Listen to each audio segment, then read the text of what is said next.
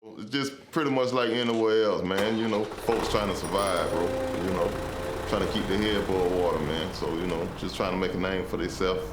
So, you know, it's just pretty much the same thing that went on anywhere else, man. You know, just in the midst of it, you know what I'm saying? There's a lot of young cats, you know what I'm saying, that kind of grew up hard, you know, some of our parents was on drugs, you know, and it kind of forced some of us out here in the street. Some of our parents wasn't, and some of us just got out here in this thing. You know, it was a way of making money, because around him, you know, jobs don't pay that well, and, you know, we be tired of starving, so people gonna figure it out. I don't did time for my crime, so I ain't got no problem talking about it, because it ain't like they can come back and charge me again, because I already did time for the crime.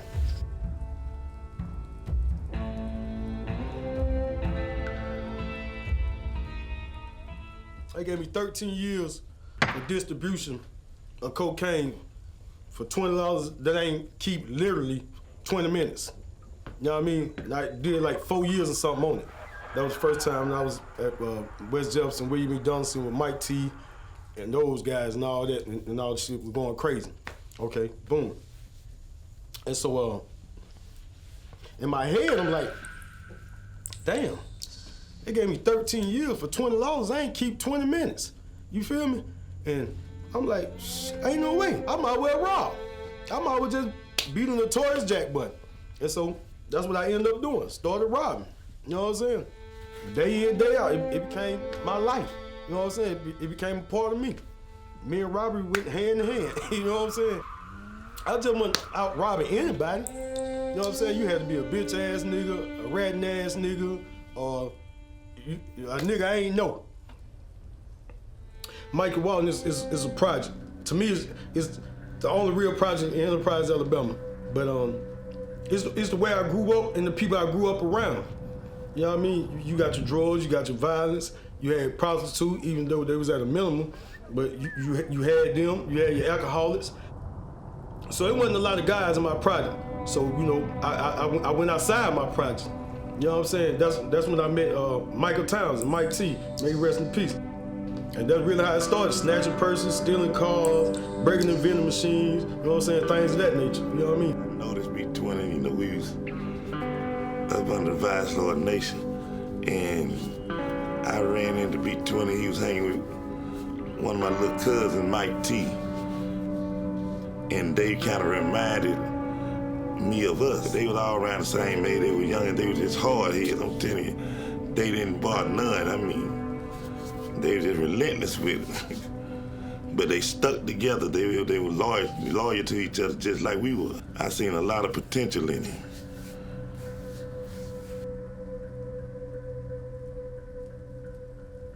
This is who I fell up under in the Vice Lord Nation. This is who I fell up under. You see what I'm saying? And bro told me, nigga, you always want to be respected, be loyal, you know what I'm saying? Morals and principles, this is what we stand by. Yeah, I always been a stand-up guy, bro. Yeah, lawyer, man. That's my guy. I mean, man, just being in the street, bro, like, when you say king of the bridge, bro, like, you know, he was just out there, bro. He was outside. He stayed outside, you know what I'm talking about, as we say. So, yeah, you know, he was out there. Yeah. It ain't about hustling or whatever, bro. Like, he was out there. Like I said, surviving, bro. Just trying to survive, that's all. 20 ain't never been no hustler, bro. Like, he ain't never been the type to sit there and get out no trap. Nah, he ain't 20 get that shit and get it away, for real. You know what I'm saying?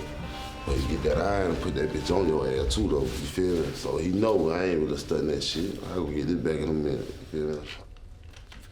Looking at him, you know he looked like a real mean fella, and he got a reputation of being, but he's not a bad guy. He was a good guy, man. The dude got a big ass heart, man. He got a caring fucking heart, man. He love his kids, he love people. If that dude could do it for you, man, he gonna do it, bro. You know what I'm saying? The dude can just made $100, bro. He gonna feed you. Y'all gonna spend that shit together. That's real shit now. You know what I'm saying? He, what people think, that ain't him. You know what I'm saying? He ain't out to be no bad guy, no dangerous fella, no fighting, no just a hand he was dealt. But truly, if that man can feed the world, man, and clothe the world and shelter the world, you know, he do that, bro.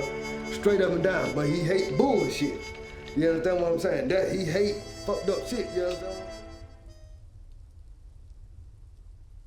I robbed the insurance man in broad daylight, Mikey Walker, you know what I'm saying? Robbed the insurance man in broad daylight. Did time for that. I had 2 co-defendants. One of them I grew up with, she's a female, told on me, which I ain't had no business including her because I already knew that shit was gonna lead to that. But I was just so thirsty for the money because at the time, the female I was married to at the time, she needed money to go to get her kids back from her mom because she had gave custody over to her mom, so she had to pay to get the kids back or whatever the situation was, you know what I'm saying, boom. And so that was my purpose for doing it, you know what I'm saying? And still, and she still ain't get the money because now I'm on the run now because they don't told on me, so I need this money on the run, so she still ain't get the fucking money. And my 2 co-defendants, they told him, one of the dudes from New Orleans, he had a scholarship for the junior college, playing ball. You know what I'm saying? So it's like, you know, I'm like, bro, I do this shit by myself. I don't need you go to school. Man, please, I need this money, man. I'm in college, man. I ain't getting no money like that from my parents and them and shit, so I let them in. You know, whatever, the shit goes sour, and both of them turn state on me. This nigga, he don't even never go to prison. I'm the only one went to prison and all that shit, you know? You might do some shit in the street to a nigga that might, you know, you meant to do this shit to this nigga, but another nigga might think it's flawed. But nah, I meant to do this shit to this nigga because, you know, you rob a nigga or something. Now, 20 used to rob fuck out of a nigga, now for real now. Like, how you come up? Yeah, I robbed another nigga. I'm speaking on the case that sent me to prison. You know what I'm saying? So, I robbed this nigga for my partner. He owed my partner some money. See, my partner thinking like, he the same hustler type nigga he was before he went to prison. So when you get out, he drop it on him. But he ain't the same nigga. This nigga snorting coke, which he was doing before he went to prison, but the nigga still had some hustle by himself. Nigga smoking dirty, nigga heroin had hit the city a little bit. So he fucking with that. Ice hit the city a little bit. He fucking with that. You know what I'm saying? So he think he still the same hustler. So he owe my dog some money. So my dog like, hey, man, I need you to get that money from this nigga. Cause remember I told you, niggas, hey, I need you to handle that, you know what I'm saying, whoop, whoop. So, boom, I go handle that shit for this nigga. This nigga, he ain't got for $40 fucking dollars. But the nigga trying to tell me, hey, man, my grandmama got cameras around the house, man, you on camera. But I'm thinking in the midst of a robbery, you thinking, nigga, you just trying to get up out this shit. But this shit real.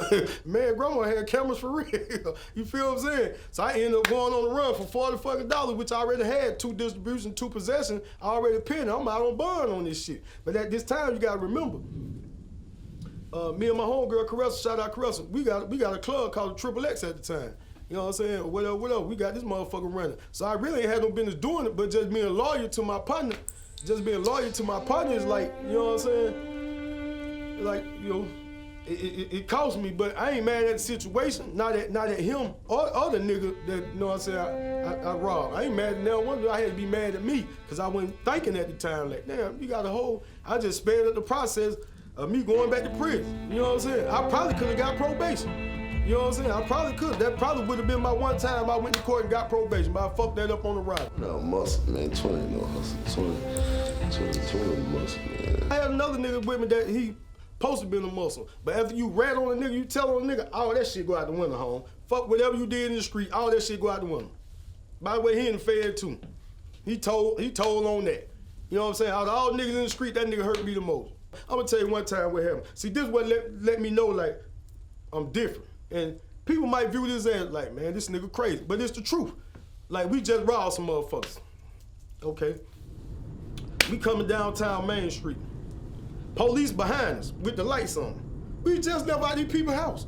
Folks behind us with the lights on. Ah, shit, I look in the back, see at him like, bitch, you already know what's finna happen right here. I ain't going. I ain't been out a whole year. I ain't been out a whole year. Just did 4 years plus. I ain't been out a whole year. I'm like, hell no. So my cousin car, his interior light don't come on. So I don't open the door like this. But I got the gun like this, nigga. Everybody screaming, no, 20, hell no. I said, man, bitches, y'all crazy. I said, nigga, y'all niggas ain't even went through what I just went through in the prison. Nigga, I went to war with this shit. Nigga, it's just the same on the street to me now. Nigga, war with anybody. I done been in prison fighting the police, fighting niggas, like, you know, like same shit. So to me, in my head, it ain't no fucking different. It finna go down right here. By the grace of God, the man went around there. Everybody in the car. Damn, twin, man, you crazy. Nah, I ain't crazy, nigga. You crazy. So you think I'm just finna, he gonna stop the car and they just gonna get me like that? Hell no. Is you crazy? No, it ain't going like that, bro. You know, hell no, it wasn't going like that. So from that day forward, that's when I started seeing shit different. Oh, okay, nigga ain't on what I'm on. I just went through a lot with that robbing shit, man. A lot of people went fuck with me. Like late at night, if I knock on your door, like if I'm trying to get me a bag, so I want to ski, people went open the door for me. They thinking I'm a robber. It don't be like that, but when you think it's like that, you gonna open the door for me. When you know I fuck with you, now I'm coming back for you. Cause you let me know, nigga, you don't feel how I feel about you. You let me know, damn, you don't think I'm your partner for real. Or you might have been faking with me the whole time, let me fuck with it. And I stood on business every time. I took what came with that shit every time. You know what I'm saying? Took what came with it every time. Shootouts and shit about robbers and shit. You know what I'm saying? I'm talking about niggas even had babies like, bitch, where the money at? I don't did all that shit. You know what I'm saying? It came with the game. When you say you stand on something, you stand on it. And that's what you live by. That's what you die by. You know what I'm saying? Sometimes niggas backslide because niggas will make it. Sometimes that money be called when your cheer needs some or you need some or however it go. You backslide and do what you gotta do. You know what I'm saying? But it is what it is, dog. You ain't got one life. You know what I'm saying? And can't nobody live for you but you. So it was what it was. It wasn't no, man, listen. I don't regret shit I did in the street. Could I have did some things better? Of course I could. So now I understand, like, niggas ain't gonna go how far I'm gonna go with this shit.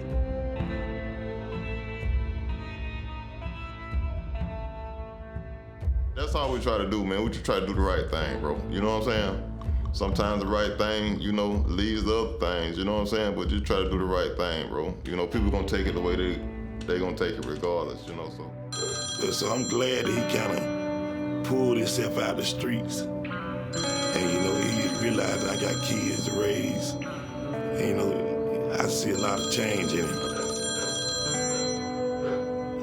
Like I said, we Baptist here, we done got older, and we still claim what we claim, but we grown. And, you know, like the Bible say, once you're a child, you're a child. When you're grown, you put away your childish ways.